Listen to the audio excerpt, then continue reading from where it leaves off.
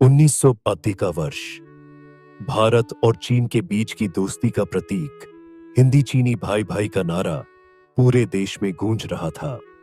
देश के लोग इस नारे पर गर्व महसूस कर रहे थे और विश्वास कर रहे थे कि भारत और चीन साथ मिलकर एक उज्जवल भविष्य का निर्माण करेंगे। प्रधानमंत्री जवाहरलाल नेहरू ने जनता को आश्वासन दिया था कि चीन के साथ भारत की मित्रता अटूट है और दोनों देश मिलकर एशिया को नई ऊंचाइयों पर ले जाएंगे।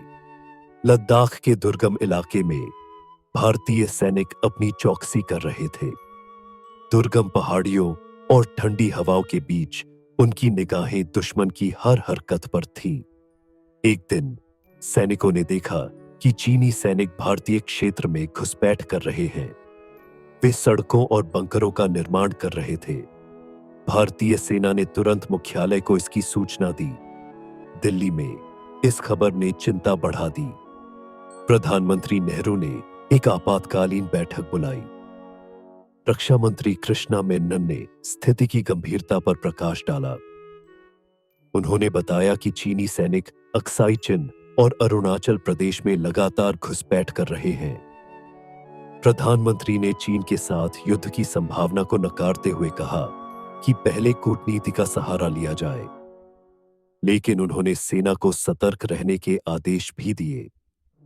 सीमा पर तनाव बढ़ता जा रहा था। अक्टूबर 1962 में चीनी सेना ने अचानक हमला कर दिया। भारतीय सैनिकों ने बहादुरी से उनका सामना किया, लेकिन चीनी सेना संख्या में अधिक और बेहतर हथियारों से लैस थी। भारतीय सैनिकों ने अपनी सीमाओं की रक्षा के लिए प्राणपण से संघर्ष किया। युद्ध के दौरान देश भर में चिंता का माहौल था। सैनिकों के परिवार रेडियो और समाचार पत्रों से खबरें सुनते रहते। एक सैनिक की पत्नी अपने बेटे को दिलासा देती थी कि उसके पिता जल्द ही घर लौट आएंगे, लेकिन उसके मन में अनगिनत सवाल थे। युद्ध के दौरान दिल्ली में सरकार पर संसाधनों की कमी और सेना के आधुनिकीकरण में देरी को लेकर आलोचना होने लगी। फिर भी नेहरू ने सैनिकों का मनोबल बढ़ाने के लिए हर संभव प्रयास किया। युद्ध के अंत में भारत को अपनी भूमि का एक बड़ा हिस्सा खोना पड़ा।